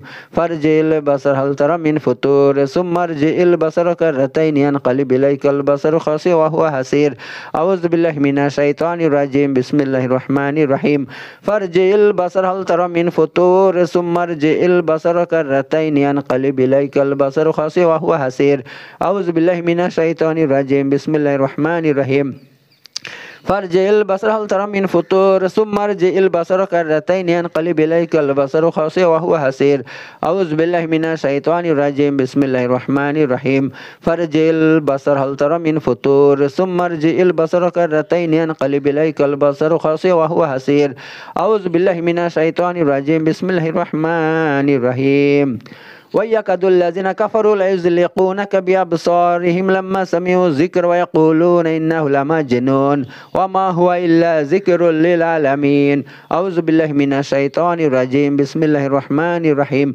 ويكاد الذين كفروا ليزلقونك بأبصارهم لما سمعوا الذكر ويقولون إنه لمجنون وما هو إلا ذكر للعالمين أعوذ بالله من الشيطان الرجيم بسم الله الرحمن الرحيم ويكاد الذين كفروا ليزلقونك بأبصارهم لما سمعوا الذكر ويقولون إنه لمجنون وما هو إلا ذكر للعالمين أعوذ بالله من الشيطان الرجيم بسم الله الرحمن الرحيم ويكاد الذين كفروا ليزلقونك بأبصارهم لما سمعوا الذكر ويقولون إنه لمجنون وما هو إلا ذكر للعالمين أعوذ بالله من الشيطان الرجيم بسم الله الرحمن الرحيم ويكاد الذين كفروا ليزلقونك بأبصارهم لما سمعوا الذكر ويقولون إنه لمجنون وما هو إلا ذكر للعالمين أعوذ بالله من الشيطان الرجيم بسم الله الرحمن الرحيم ويكاد الذين كفروا ليزلقونك بأبصارهم لما سمعوا الذكر ويقولون إنه لمجنون وما هو إلا ذكر للعالمين أعوذ بالله من الشيطان الرجيم بسم الله الرحمن الرحيم ويكاد الذين كفروا ليزلقونك بأبصارهم لما سمعوا الذكر ويقولون إنه لمجنون وما هو إلا ذكر للعالمين أعوذ بكلمات الله التامة ومن كل شيطان وهامة ومن كل عين لامة أعوذ بكلمات الله التامة ومن كل شيطان وهامة ومن كل عين لامة أعوذ بكلمات الله التامة ومن كل شيطان وهامة ومن كل عين لامة أعوذ بكلمات الله التامة ومن كل شيطان وهامة ومن كل عين لامة أعوذ بكلمات الله التامة ومن كل شيطان وهامة ومن كل عين لامة أعوذ بكلمات الله التامة ومن كل شيطان وهامة ومن كل عين لامة أعوذ بكلمات الله التامة ومن كل شيطان وهامة ومن كل عين لامة أعوذ بالله من الشيطان الرجيم بسم الله الرحمن الرحيم قل هو الله أحد الله الصمد لم يلد ولم يولد ولم يكن له كفوا أحد أعوذ بالله من الشيطان الرجيم بسم الله الرحمن الرحيم قل هو الله أحد الله الصمد لم يلد ولم يولد ولم يكن له كفوا أحد أعوذ بالله من الشيطان الرجيم بسم الله الرحمن الرحيم قل هو الله أحد الله الصمد لم يلد ولم يولد ولم يكن له كفوا أحد أعوذ بالله من الشيطان الرجيم بسم الله الرحمن الرحيم قل هو الله أحد الله الصمد لم يلد ولم يولد ولم يكن له كفوا أحد أعوذ بالله من الشيطان الرجيم بسم الله الرحمن الرحيم قل هو الله أحد الله الصمد لم يلد ولم يولد ولم يكن له كفوا أحد أعوذ بالله من الشيطان الرجيم بسم الله الرحمن الرحيم قل هو الله أحد الله الصمد لم يلد ولم يولد ولم يكن له كفوا أحد أعوذ بالله من الشيطان الرجيم بسم الله الرحمن الرحيم قل هو الله أحد الله الصمد لم يلد ولم يولد ولم يكن له كفوا أحد أعوذ بالله من الشيطان الرجيم بسم الله الرحمن الرحيم قل أعوذ برب الفلق من شر ما خلق من شر غاسق إذا وقب ومن شر النفاثات في العقد ومن شر حاسد إذا حسد أعوذ بالله من الشيطان الرجيم بسم الله الرحمن الرحيم قل أعوذ برب الفلق من شر ما خلق من شر غاسق إذا وقب ومن شر النفاثات في العقد ومن شر حاسد إذا حسد أعوذ بالله من الشيطان الرجيم بسم الله الرحمن الرحيم قل أعوذ برب الفلق من شر ما خلق من شر غاسق إذا وقب ومن شر النفاثات في العقد ومن شر حاسد إذا حسد أعوذ بالله من الشيطان الرجيم بسم الله الرحمن الرحيم قل أعوذ برب الفلق من شر ما خلق من شر غاسق إذا وقب ومن شر النفاثات في العقد ومن شر حاسد إذا حسد أعوذ بالله من الشيطان الرجيم بسم الله الرحمن الرحيم قل أعوذ برب الفلق من شر ما خلق من شر غاسق إذا وقب ومن شر النفاثات في العقد ومن شر حاسد إذا حسد أعوذ بالله من الشيطان الرجيم بسم الله الرحمن الرحيم قل أعوذ برب الفلق من شر ما خلق من شر غاسق إذا وقب ومن شر النفاثات في العقد ومن شر حاسد إذا حسد أعوذ بالله من الشيطان الرجيم بسم الله الرحمن الرحيم قل أعوذ برب الفلق من شر ما خلق من شر غاسق إذا وقب ومن شر النفاثات في العقد ومن شر حاسد إذا حسد أعوذ بالله من الشيطان الرجيم بسم الله الرحمن الرحيم قل أعوذ برب الفلق من شر ما خلق من شر غاسق إذا وقب ومن شر النفاثات في العقد ومن شر حاسد إذا حسد أعوذ بالله من الشيطان الرجيم بسم الله الرحمن الرحيم قل أعوذ برب الفلق من شر ما خلق من شر غاسق إذا وقب ومن شر النفاثات في العقد ومن شر حاسد إذا حسد أعوذ بالله من الشيطان الرجيم بسم الله الرحمن الرحيم قل أعوذ برب الناس ملك الناس إله الناس من شر الوسواس الخناس الذي يوسوس في صدور الناس من الجنة والناس أعوذ بالله من الشيطان الرجيم بسم الله الرحمن الرحيم قل أعوذ برب الناس ملك الناس إله الناس من شر الوسواس الخناس الذي يوسوس في صدور الناس من الجنة والناس أعوذ بالله من الشيطان الرجيم بسم الله الرحمن الرحيم قل أعوذ برب الناس ملك الناس إله الناس من شر الوسواس الخناس الذي يوسوس في صدور الناس من الجنة والناس أعوذ بالله من الشيطان الرجيم بسم الله الرحمن الرحيم قل أعوذ برب الناس ملك الناس إله الناس من شر الوسواس الخناس الذي يوسوس في صدور الناس من الجنة والناس أعوذ بالله من الشيطان الرجيم بسم الله الرحمن الرحيم قل أعوذ برب الناس ملك الناس إله الناس من شر الوسواس الخناس الذي يوسوس في صدور الناس من الجنة والناس أعوذ بالله من الشيطان الرجيم بسم الله الرحمن الرحيم قل أعوذ برب الناس ملك الناس إله الناس من شر الوسواس الخناس الذي يوسوس في صدور الناس من الجنة والناس أعوذ بالله من الشيطان الرجيم بسم الله الرحمن الرحيم قل أعوذ برب الناس ملك الناس إله الناس من شر الوسواس الخناس الذي يوسوس في صدور الناس من الجنة والناس এবার জিন সম্পর্কে জিনের যত রকমের সমস্যা থাকুক ইনশাল্লাহ এগুলো শুনলে গ্যারান্টি দিয়ে একেবারে জিন কোথায় যে পালাবে সে পথ পাবে না, হয় মরে যাবে, পুড়ে যাবে, জলে সারখার হয়ে যাবে। হ্যাঁ ঠিক আছে বন্ধুরা, তো জিনের জন্য আপনারা এগুলো শুনবেন, যাদের জিনের রোগ আছে 3 দিন মাত্র সবগুলো শুনতে হবে, ঠিক আছে। আর পানি, ঠিক আছে আমি পড়ছি আপনারা শুনেন। জিন সম্পর্কে এবং ব্যবসা বাণিজ্য বন্ধ, বাধা বিঘ্ন যত কিছু আছে যত জিন সম্পর্কে এবং জাদু সমস্ত ধ্বংস বরবাদ করার জন্য এটা শুনুন। আউযু বিল্লাহি মিনাশ শাইতানির রাজিম, বিসমিল্লাহির রহমানির রহিম। আফাহাসিবতুম আন্নামা খালাকনাকুম আবাসা ওয়া আন্নাকুম ইলাইনা লা তুরজাউন ফাতাআল্লাহুল মালিকুল হক লা ইলাহা ইল্লা হুয়া রাব্বুল আরশিল কারীম ওয়া মা ইয়াদউ মা লানা খালা বুরহানা লাহু বিহি ফাইন্নামা হিসাবুহু ইনদা রাব্বিহি ইন্নাহু লা ইফলিহুল কাফিরুন ওয়া কুর রাব্বিগফির ওয়ারহাম আনতা খায়রুর রাহিমিন। আউযু বিল্লাহি মিনাশ শাইতানির রাজিম, বিসমিল্লাহির রহমানির রহিম।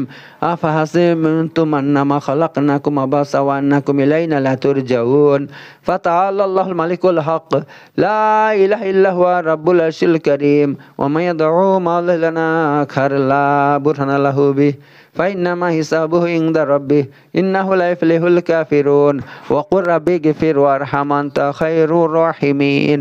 আউযু বিল্লাহি মিনাশ শাইতানির রাজিম, বিসমিল্লাহির রহমানির রহিম। আফাহাসিবতুম আন্নামা খালাকনাকুম আবাসা ওয়া আন্নাকুম ইলাইনা লা তুরজাউন ফাতাআল্লাহুল মালিকুল হক লা ইলাহা ইল্লা হুয়া রাব্বুল আরশিল কারীম ওয়া মা ইয়াদউ মা লানা খালা বুরহানা লাহু বিহি ফাইন্নামা হিসাবুহু ইনদা রাব্বিহি ইন্নাহু লা ইফলিহুল কাফিরুন ওয়া কুর রাব্বিগফির ওয়ারহাম আনতা খায়রুর রাহিমিন। আউযু বিল্লাহি মিনাশ শাইতানির রাজিম, বিসমিল্লাহির রহমানির রহিম।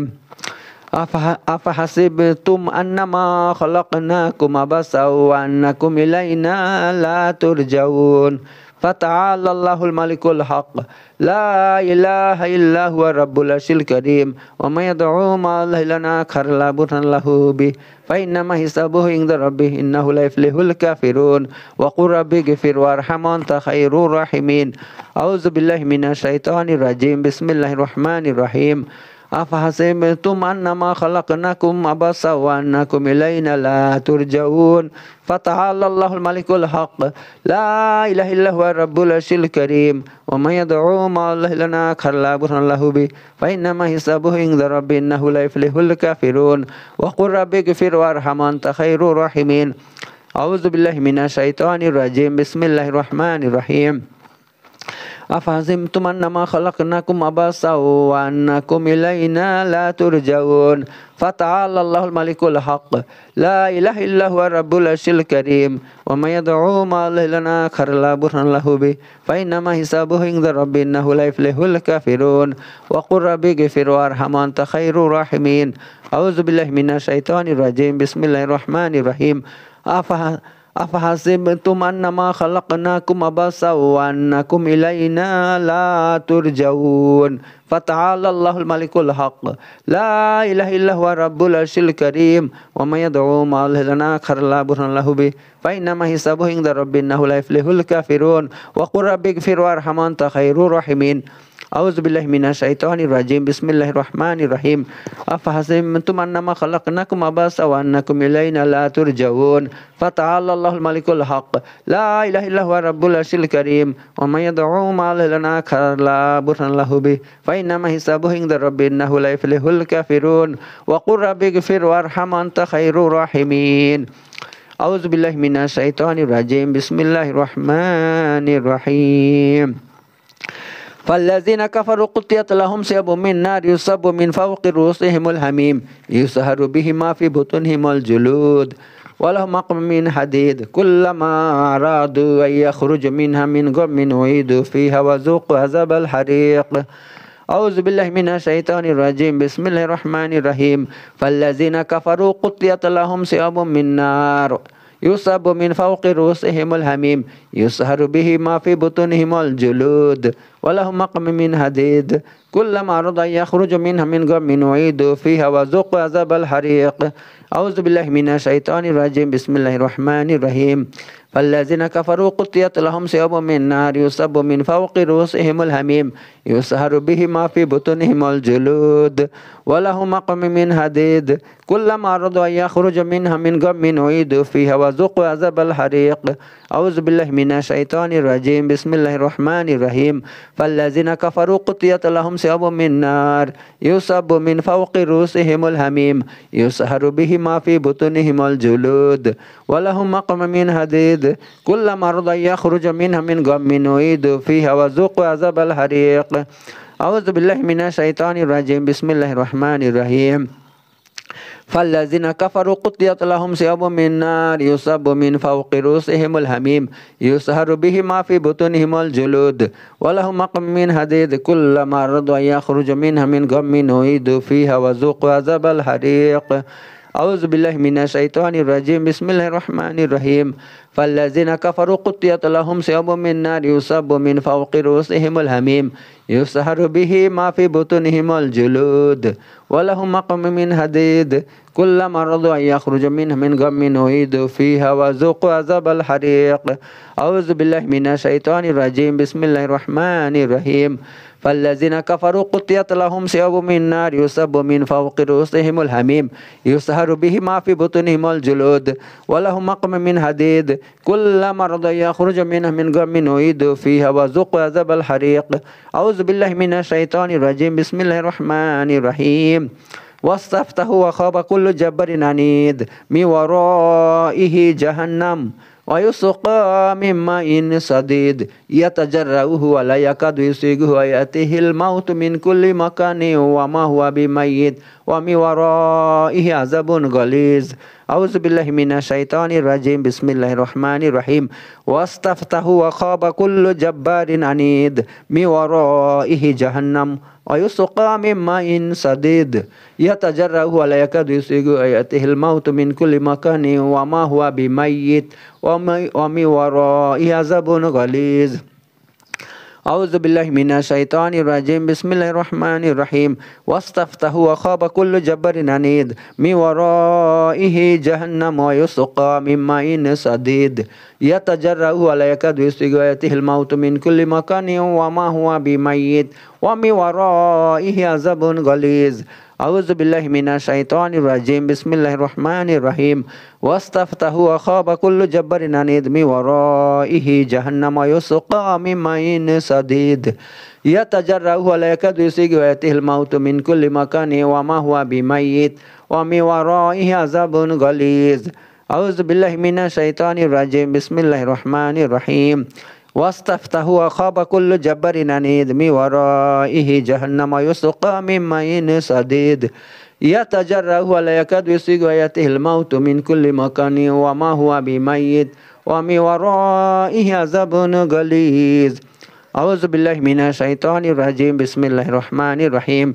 واستفتحوا وخاب كل جبار عنيد من ورائه جهنم ويسقى من ماء صديد يتجرعه ولا يكاد يسيغه ويأتيه الموت من كل مكان وما هو بميت ومن ورائه عذاب غليظ. أعوذ بالله من الشيطان الرجيم. بسم الله الرحمن الرحيم. واستفتحوا وخاب كل جبار عنيد من ورائه جهنم ويسقى من ماء صديد يتجرعه ولا يكاد يسيغه ويأتيه الموت من كل مكان وما هو بميت ومن ورائه عذاب غليظ. أعوذ بالله من الشيطان الرجيم. بسم الله الرحمن الرحيم. وقال الشيطان لما قضي الأمر إن الله وعدكم وعد الحق ووعدتكم فأخلفتكم وما كان لي عليكم من سلطان إلا أن دعوتكم فاستجبتم لي فلا تلوموني ولوموا أنفسكم ما أنا بمشرككم وما أنتم بمشركي إني كفرت بما أشركتموني من قبل إن الظالمين لهم عذاب أليم. أعوذ بالله من الشيطان الرجيم. بسم الله الرحمن الرحيم. وقال الشيطان لما قضي الأمر إن الله وعدكم وعد الحق ووعدتكم فأخلفتكم وما كان لي عليكم من سلطان إلا أن دعوتكم فاستجبتم لي فلا تلوموني ولوموا أنفسكم ما أنا بمشرككم وما أنتم بمشركي إني كفرت بما أشركتموني من قبل إن الظالمين لهم عذاب أليم. أعوذ بالله من الشيطان الرجيم. بسم الله الرحمن الرحيم. وقال الشيطان لما قضي الأمر إن الله وعدكم وعد الحق ووعدتكم فأخلفتكم وما كان لي عليكم من سلطان إلا أن دعوتكم فاستجبتم لي فلا تلوموني ولوموا أنفسكم ما أنا بمشرككم وما أنتم بمشركي إني كفرت بما أشركتموني من قبل إن الظالمين لهم عذاب أليم أعوذ بالله من الشيطان الرجيم بسم الله الرحمن الرحيم وقال الشيطان لما قضي الأمر إن الله وعدكم وعد الحق ووعدتكم فأخلفتكم وما كان لي عليكم من سلطان إلا أن دعوتكم فاستجبتم لي فلا تلوموني ولوموا أنفسكم ما أنا بمشرككم وما أنتم بمشركي إني كفرت بما أشركتموني من قبل إن الظالمين لهم عذاب أليم أعوذ بالله من الشيطان الرجيم بسم الله الرحمن الرحيم وقال الشيطان لما قضي الأمر إن الله وعدكم وعد الحق ووعدتكم فأخلفتكم وما كان لي عليكم من سلطان إلا أن دعوتكم فاستجبتم لي فلا تلوموني ولوموا أنفسكم ما أنا بمشرككم وما أنتم بمشركي وما أنتم بمشركي إني كفرت بما أشركتموني من قبل إن الظالمين لهم عذاب أليم أعوذ بالله من الشيطان الرجيم بسم الله الرحمن الرحيم وقال الشيطان لما قضي الأمر إن الله وعدكم وعد الحق ووعدتكم فأخلفتكم وما كان لي عليكم من سلطان إلا أن دعوتكم فاستجبتم لي فلا تلوموني ولوموا أنفسكم ما أنا بمشرككم وما أنتم بمشركي إني كفرت بما أشركتموني من قبل إن الظالمين لهم عذاب أليم أعوذ بالله من الشيطان الرجيم بسم الله الرحمن الرحيم إن الذين فتنوا المؤمنين والمؤمنات ثم لم يتوبوا فلهم عذاب جهنم ولهم عذاب الحريق أعوذ بالله من الشيطان الرجيم بسم الله الرحمن الرحيم إن الذين فتنوا المؤمنين والمؤمنات ثم لم يتوبوا فلهم عذاب جهنم ولهم عذاب الحريق أعوذ بالله من الشيطان الرجيم بسم الله الرحمن الرحيم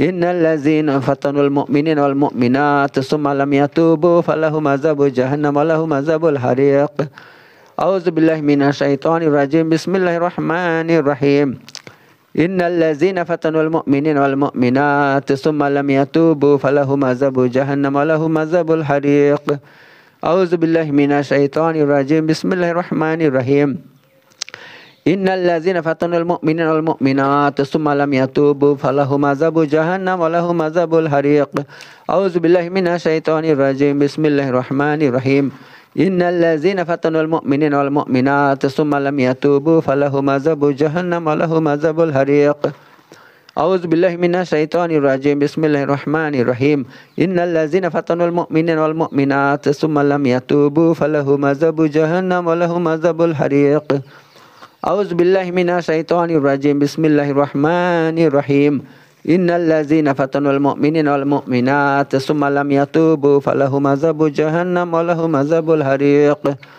أعوذ بالله من الشيطان الرجيم بسم الله الرحمن الرحيم إن الذين فتنوا المؤمنين والمؤمنات ثم لم يتوبوا فلهم عذاب جهنم ولهم عذاب الحريق أعوذ بالله من الشيطان الرجيم بسم الله الرحمن الرحيم إن الذين فتنوا المؤمنين والمؤمنات ثم لم يتوبوا فلهم عذاب جهنم ولهم عذاب الحريق أعوذ بالله من الشيطان الرجيم بسم الله الرحمن الرحيم إن الذين فتنوا المؤمنين والمؤمنات ثم لم يتوبوا فلهم عذاب جهنم ولهم عذاب الحريق أعوذ بالله من الشيطان الرجيم بسم الله الرحمن الرحيم إن الذين فتنوا المؤمنين والمؤمنات ثم لم يتوبوا فلهم عذاب جهنم ولهم عذاب الحريق أعوذ بالله من الشيطان الرجيم بسم الله الرحمن الرحيم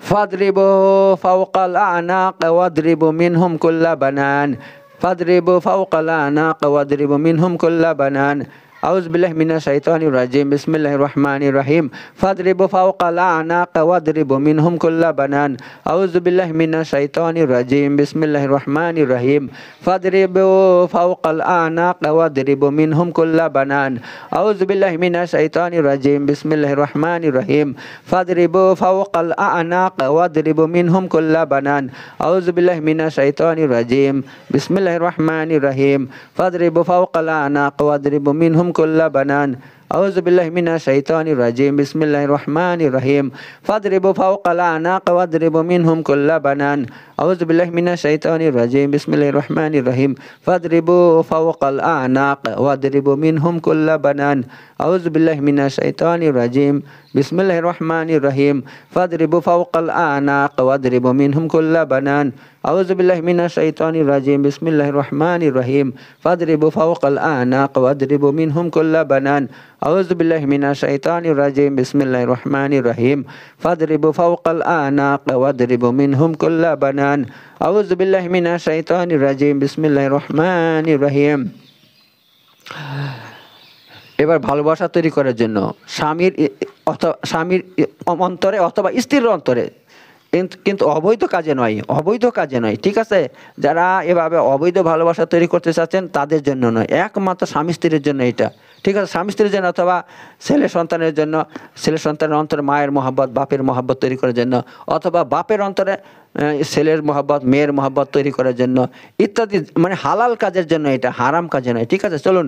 আউযু বিল্লাহি মিনাশ শাইতানির রাজিম বিসমিল্লাহির রহমানির রহিম ওয়াল্লাফা বাইনা কুলুবিহিম লাও আনফাকতা মা ফিল আরদি জামিআন মা আল্লাফতা বাইনা কুলুবিহিম ওয়ালাকিন্নাল্লাহা আল্লাফা বাইনাহুম ইন্নাহু আজিজুন হাকীম أعوذ بالله من الشيطان الرجيم بسم الله الرحمن الرحيم وألف بين قلوبهم لو أنفقت ما في الأرض جميعا ما ألفت بين قلوبهم ولكن الله ألف بينهم إنه عزيز حكيم أعوذ بالله من الشيطان الرجيم بسم الله الرحمن الرحيم وألف بين قلوبهم لو أنفقت ما في الأرض جميعا ما ألفت بين قلوبهم ولكن الله ألف بينهم إنه عزيز حكيم أعوذ بالله من الشيطان الرجيم بسم الله الرحمن الرحيم وألف بين قلوبهم لو أنفقت ما في الأرض جميعا ما ألفت بين قلوبهم ولكن الله ألف بينهم إنه عزيز حكيم أعوذ بالله من الشيطان الرجيم بسم الله الرحمن الرحيم وألف بين قلوبهم لو أنفقت ما في الأرض جميعا ما ألفت بين قلوبهم ولكن الله ألف بينهم إنه عزيز حكيم أعوذ بالله من الشيطان الرجيم بسم الله الرحمن الرحيم وألف بين قلوبهم لو أنفقت ما في الأرض جميعا ما ألفت بين قلوبهم ولكن الله ألف بينهم إنه عزيز حكيم أعوذ بالله من الشيطان الرجيم بسم الله الرحمن الرحيم وألف بين قلوبهم لو أنفقت ما في الأرض جميعا ما ألفت بين قلوبهم ولكن الله ألف بينهم إنه عزيز حكيم أعوذ بالله من الشيطان الرجيم بسم الله الرحمن الرحيم وألف بين قلوبهم لو أنفقت ما في الأرض جميعا ما ألفت بين قلوبهم ولكن الله ألف بينهم إنه عزيز حكيم أعوذ بالله من الشيطان الرجيم بسم الله الرحمن الرحيم وألف بين قلوبهم لو أنفقت ما في الأرض جميعا ما ألفت بين قلوبهم ولكن الله ألف بينهم إنه عزيز حكيم أعوذ بالله من الشيطان الرجيم بسم الله الرحمن الرحيم وألقيت عليك محبة مني أعوذ بالله من الشيطان الرجيم بسم الله الرحمن الرحيم وألقيت عليك محبة مني أعوذ بالله من الشيطان الرجيم بسم الله الرحمن الرحيم وألقيت عليك محبة مني أعوذ بالله من الشيطان الرجيم بسم الله الرحمن الرحيم وألقيت عليك محبة مني أعوذ بالله من الشيطان الرجيم بسم الله الرحمن الرحيم وألقيت عليك محبة مني أعوذ بالله من الشيطان الرجيم بسم الله الرحمن الرحيم وألقيت عليك محبة مني أعوذ بالله من الشيطان الرجيم بسم الله الرحمن الرحيم وألقيت عليك محبة مني أعوذ بالله من الشيطان الرجيم بسم الله الرحمن الرحيم لا إله إلا أنت سبحانك إني كنت من الظالمين اللهم اشف أنت الشافي لا شفاء إلا شفاك يا الله لا بأس الطهور إن شاء الله أسأل الله العظيم رب العرش العظيم أن يشفيك أعوذ بالله من الشيطان الرجيم بسم الله الرحمن الرحيم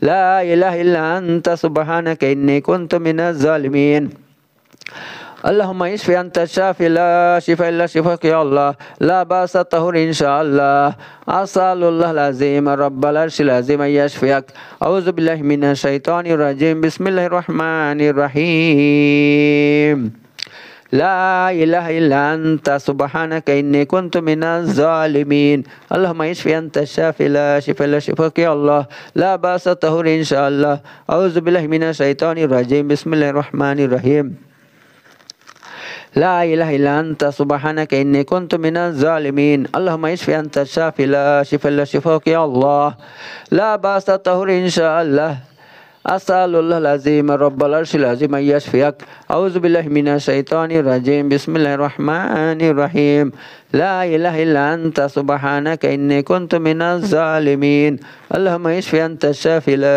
শিফা ইল্লা শিফাক ইয়া আল্লাহ লা বাসা তাহুর ইনশাআল্লাহ আসালুল্লাহ আজিম রব্বাল আরশিল আজিম ইয়াশফিয়াক আউযু বিল্লাহি মিনাশ শাইতানির রাজিম বিসমিল্লাহির রহমানির রহিম لا إله إلا أنت سبحانك إني كنت من الظالمين اللهم اشف أنت الشافي لا شفاء إلا شفاك يا الله لا بأس الطهور إن شاء الله أعوذ بالله من الشيطان الرجيم بسم الله الرحمن الرحيم اللهم صل على محمد وعلى ال محمد كما صليت على ابراهيم وعلى ال ابراهيم انك حميد مجيد اللهم بارك على محمد وعلى ال محمد كما باركت على ابراهيم وعلى ال ابراهيم انك حميد مجيد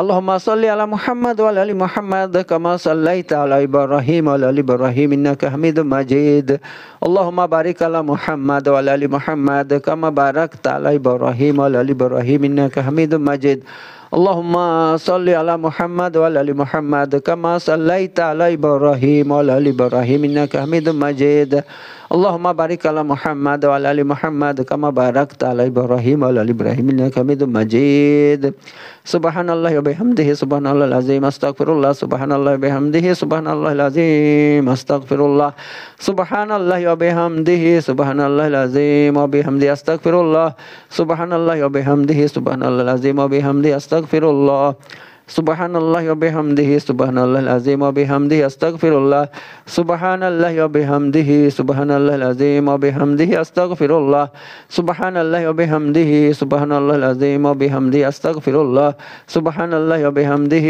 سبحان الله العظيم وبحمده استغفر الله سبحان الله وبحمده سبحان الله العظيم وبحمده استغفر الله আচ্ছা বন্ধুরা শেষ হয়ে গেছে ঠিক আছে তো মোটামুটি দেখেন এটা এক ঘন্টাতে কিছু কম আছে এটা পরিপূর্ণ শুনতে হবে ঠিক আছে পরিপূর্ণ শুরু থেকে আলহামদুলিল্লাহ থেকে নিয়ে শেষ পর্যন্ত শুনতে হবে এবং অবশ্যই পানি রেখে দিবেন স্পিকারটা জুড়ে দিবেন যদি আপনার কাছে এরকম থাকে ব্লুটুথ স্পিকার থাকে সেটার সঙ্গে কানেকশন করে জুড়ে দিবেন অথবা মোবাইলের স্পিকারটাকে জুড়ে দিবেন আর একদম পানির নিকটে রেখে দিবেন ঠিক আছে পানিটা একটা বড় পাত্রে রাখবেন যেরকম বালতিতে অথবা যে এমন বড় পাত্রে রেখে দেবেন আর তেলটা রেখে দেবেন একদম নিকটে রাখবেন ঠিক আছে যাতে আওয়াজটা পানিতে পৌঁছে যায় ওই পানিটাকে দুইটা ভাগ করবেন একটা খাওয়ার জন্য 2.5 লিটার আপনার পেপসির বোতলের মধ্যে রেখে দেবেন আর দিয়ে আর 2.5 লিটার অন্য জায়গায় রেখে দিবেন ওইটা 3 ভাগ করে 3 দিন পানিতে মিশাবেন বালতির পানির সঙ্গে মিশিয়ে গোসল করবেন আর গোসলের আগে অবশ্যই আপনি কি করবেন নামাজের মতন ওযু করে নেবেন আর যদি নাপাক থাকেন তাহলে নিয়ত করবেন হে আল্লাহ তাআলা আমি অপবিত্র হয়ে গেছি অপবিত্র কখন হয় স্ত্রীর সহবাস করলে হস্তমৈথুন করলে তারপরে আপনার স্বপ্নদোষ হলে যে কোনো কারণে উত্তেজিত অবস্থায় মানে মজার সাথে বীর্য বের হলে তাহলে কি হয়ে যায় পুরুষ মানুষ বা নারী মানুষ তারা অপবিত্র হয়ে যায় তখন গোসল ফরজ হয়ে যায় আর মেয়েদের মেন্স হইলে তারপরে আপনার হইলে বাচ্চা হইলে তাদের কি হয় তারাও এরকম তার গোসল ফরজ হয়ে যায় 40 দিন পর তো বন্ধুরা ফরজ গোসল যদি করতে হয় তাহলে কি করবেন আপনি এভাবে নিয়ত করবেন যে আমি ফরজ গোসল করতেছি নাপাক থেকে পবিত্র হওয়ার জন্য তখন আপনি ওযুর মতন নামাজের মতন ওযু করে তারপর গোসলটা করবেন করে এ পানি দিয়ে গোসল করবেন করার পর পাক পবিত্র কাপড় পরে তারপর আপনি এই চিকিৎসা গ্রহণ করবেন তেলটা শরীরে মাখবেন পরা পানিটা খাবেন আর এই যে আমি ঝাড়ফুঁক করেছি শুরু থেকে শেষ পর্যন্ত এটা শুনবেন একবার শুধু ইনশাআল্লাহ একবার আর মাত্র 3 দিন শুনবেন যে কোনো সমস্যা হোক ইনশাআল্লাহ ঠিক হয়ে যাবে আর যাদের পুরুষত্ব নষ্ট হয়ে গেছে জাদুর কারণে কেউ বান মেরে দিয়েছে অথবা যে কোনো কারণে পুরুষত্ব নষ্ট হয়ে গেছে আপনারা কি করবেন আপনি কমসে কম 200 লং নেবেন নিয়ে সেটা চালু করে দেবেন এটা যখন শেষ হয়ে যাবে ওই লংটাকে ইয়াতে ভরে রেখে দেবেন ডিব্বাতে ভরে রেখে দেবেন আর সকালে 2 থেকে 3 পিস মুখে দিয়ে চাবাবেন চাবিয়ে তারপর আপনি কি করবেন পানি দিয়ে খেয়ে নেবেন খালি পেটে আবার সন্ধ্যা 6টার সময় 2 থেকে 3 পিস মুখে দিয়ে চাবিয়ে খালি পেটে খেয়ে নেবেন 40 দিন খান ইনশাআল্লাহ দেখবেন আপনার যৌবন ফিরে আসবে এবং যাদের মানে একদম সহবাস করতে পারেন না তাড়াতাড়ি বীর্যপাত হয়ে যায় সেটা ঠিক হয়ে যাবে পুরুষত্ব মজবুত হয়ে যাবে শক্ত হয়ে যাবে এবং যাদের কাম ইচ্ছা জাগে না মনের মধ্যে কাম ইচ্ছা জাগেই না, তাদের কামিচা প্রবল হয়ে যাবে ইনশাল্লাহ। ইনশাল্লাহ 40 দিন মাত্র এই পড়া লবঙ্গ পড়াটা খাবেন, আমার এই জারফুকের মাধ্যমে পড়তে হবে, ঠিক আছে? ওকে বন্ধুরা, তাহলে ভিডিও আমি এখানে শেষ করছি। সবাই ভালো থাকবেন। আরেকটা কথা বলছি ভাই, আমি কিন্তু পারমিশন তাদেরকে দিব যারা একমাত্র পয়সা দিবে। যারা পয়সা দিবে না তাদেরকে পারমিশন আমি দিব না, ঠিক আছে বন্ধুরা? কিন্তু পয়সা আপনাকে আগে লাগবে না। যখন আপনি জারফুক গ্রহণ করে, চিকিৎসা গ্রহণ করে সুস্থ হয়ে যাবেন, পরিপূর্ণ সুস্থ হয়ে যাবেন, তখন পয়সা লাগবে, ঠিক আছে? আর 100% ইনশাল্লাহ বন্দুকের গুলি মিস হয়, কিন্তু আমার এটা মিস হয় না। এটা শুনলে ইনশাল্লাহ আপনার সমস্যার সমাধান হবে। যেই কোনো সমস্যার জন্য আমি যা যা উল্লেখ করছি, জাদু টুনা বান জিন বদনজর ইত্যাদি দূর হবে, ইত্যাদির কারণে যে সমস্ত রোগ হয় সেগুলো দূর হবে ইনশাল্লাহ। তাছাড়া ডাক্তারি এমন রোগ যেগুলো ডাক্তারি চিকিৎসায় ভালো হচ্ছে না, অনেক ডাক্তার দেখাচ্ছেন, অনেক ওষুধ খাচ্ছেন, অনেক কবিরাজ দেখাচ্ছেন, অনেক মৌলবি দেখাচ্ছেন, কিছুতে সমস্যার সমাধান হচ্ছে না। ইনশাল্লাহ সেটা জিন লেগে থাকুক, যেরকম অনেক মেয়েদের পিছনে জিন লেগে থাকে, কেউ দূর করতে পারছে না, সেটাও দূর হয়ে যাবে। এবার কথা হচ্ছে আপনার বাড়ির যখন আপনি সুস্থ হয়ে যাবেন 3 দিনের মধ্যে ইনশাল্লাহ, তখন আমার মাধ্যমে বাড়িটা বাঁধিয়ে নেবেন, ঠিক আছে? বাড়িটা বেঁধে দিব আমি গিয়ে। এ দেখেন আমি আমার এখানে একটা নেতার বাড়ি বেঁধে দিছি, পার্টির নেতা, ঠিক আছে? তার মেয়ে বিশাল মানে করছিল আর কি, পাগলের মতন হয়ে গেছিলো একেবারে, বাড়িতে টিকতোই না, চিল্লাচিল্লি করে বাড়ি ফাটিয়ে দিত, এটাও ভেঙে দিত, ওটা ভেঙে দিত। যেদিন বাড়ি বন্ধ করে দিয়েছি সেদিন থেকে আলহামদুলিল্লাহ একদম এটা সুস্থ, পরিপূর্ণ সুস্থ হয়ে গেছে। আর তারা নিজেরা বলছে আগে কাঠবিড়ালিগুলো বাড়িতে এসে ঘোরাঘুরি করতে, এই গাছে উঠতো সেই গাছে উঠতো, আর এখন সেই কাঠবিড়ালিগুলো সীমানার বাইরে ঘুরে বেড়ায়, কিন্তু সীমানায় ঢুকছে না। এটা দেখে ওরা অবাক হয়ে গেছে, বল দেখো দেখি যে কাঠবিড়ালি সে সীমানায় ঢুকছে না, সে বাইরে ঘুরে বেড়াচ্ছে, তাহলে জিন কী করে ঢুকবে ভিতর? হ্যাঁ বলুন। এবার আমি কি করি, বাড়ি বাঁধে একেবারে কীভাবে আমি কোরআন যেগুলো পড়ছি আপনাদের সামনে, এইগুলোকে আমি পানির মধ্যে পড়ি। এগুলো পরে এবার কি করি, আমি দেখো কোনা 4টা বসিয়ে দেই, ভার বসিয়ে দেয়। কিসের জন্য জানেন? শুধু এটা সীমানার জন্য ভাই। ওর ভারে কোনো হাত নাই, কিচ্ছু নাই, আসলে হচ্ছে হাত পানি পড়ার মধ্যে। এই ভারটা বসিয়ে দিলে কি হয়, এটা সীমানার একটা নিযুক্ত করা হয় যে এর থেকে এতটুকু পর্যন্ত সীমানা আমি বাড়িটা বেঁধে দিলাম। শুধু এই জন্য, কেউ মনে করবে না ভারটা বেঁধে দিচ্ছে এতে ভারে সব জিনভূত আটকিয়ে দিচ্ছে, তাহলে সেরেক হয়ে যাবে ভাই, কুফর হয়ে যাবে, ঠিক আছে? সব ক্ষমতা আল্লাহ তাআলার, একমাত্র আল্লাহর কালামের মাধ্যমে আমি বাড়ি বেঁধে দিই। অনেকে বেদাতির পদ্ধতিতে বাড়ি বাঁধে, ওই সময় কোনো কাজ হয় না, ঠিক আছে? শরীরটা সরিয়ে দেয়, এই করে সেই করে, এভাবে বাড়ি বন্ধ হয় না। বাড়ি বন্ধার সময় একটা আজান দিব, ওই আজানের সঙ্গে সঙ্গে বাড়ির সব জায়গায় পানি ছিটিয়ে দিতে হবে, এবং 4 কোণে 4টা ভার পুঁতে দিতে হবে আজানের ভিতরে। আজান শেষ হলে হবে না কিন্তু। এই জন্য আলহামদুলিল্লাহ আমি যে বাড়ি বাঁধে দিই একদম মজবুতভাবে বেঁধে যায়, আর কখন ওই বাড়িতে রোগ বালা থাকেই না ইনশাল্লাহ। ওই বাড়ি থেকে সমস্ত ঝগড়া ঝামেলা সব দূর হয়ে যায়, কারণ ওই বাড়িতে জিনভূত আড্ডাখানা বানিয়ে ফেলে, যার জন্য এই অবস্থা হয়। তো বাড়ি বেঁধে দিলে জিনভূত পালিয়ে যায়। তাছাড়া কী লাভ হয়, যদি বাড়িতে জাদু পোতা থাকে, জাদু টোনা বান পোতা থাকে, হ্যাঁ, কেউ হয়তো ক্ষতি করে দিয়েছে, পরা পানি বাড়ির সামনে ছিটিয়ে দিয়েছে, বা কিছু জাদু করে কিছু জাদুর বালি মাটি ছিটিয়ে দিয়েছে বাড়ির সামনে বা বাড়ির ভিতরে, তখন কিন্তু বাড়িতে এরকম ক্ষতি হইতে থাকে। ইনশাল্লাহ বাড়ি বেঁধে দিলে সব নষ্ট হয়ে যায়, ঠিক আছে বন্ধুরা? এর জন্য বলবো, আপনার বাড়ি যদি বাঁধতে চান আমার মাধ্যমে বাঁধবেন, ইনশাল্লাহ আমি বেঁধে দিব। তো ভাই, দেশ এবং বিদেশে যত মানুষ আছে আপনারা সবাই এই ভিডিও দিয়ে উপকৃত হন। কিন্তু ভাই, আপনার ভালো হলে অবশ্যই আমাকে টাকা দিবেন, আমার পয়সা দিবেন না, কারণ ফ্রিতে কিছু পাওয়া যায় না বন্ধুরা। আপনারা যারা অনেক ডাক্তার কবিরাজ দেখিয়েছেন, অনেক মৌলবি দেখেছেন, কোথাও ভালো হচ্ছে না, তারাই একমাত্র কী করবেন, আমার এই চিকিৎসা পদ্ধতি গ্রহণ করবেন। এটা ঠিক আছে বন্ধুরা? এটা হচ্ছে আপনার একেবারে শেষ চিকিৎসা। যখন কোথাও কাজ হবে না, তখনই আপনি আমার কাছে আসবেন, তখনই আমার এই ভিডিওর মাধ্যমে আপনি চিকিৎসা নেবেন, ঠিক আছে বন্ধুরা? তো আমি শেষ করছি। ইনশাআল্লাহ আপনাকে কোথা থেকে ভিডিওটা দেখছেন ভাই, এবং আপনারা দয়া করে কমেন্ট করে একটু জানাবেন কেমন উপকার হয়েছে, ঠিক আছে বন্ধুরা? অবশ্যই একটু কমেন্ট করবেন ইনশাআল্লাহ।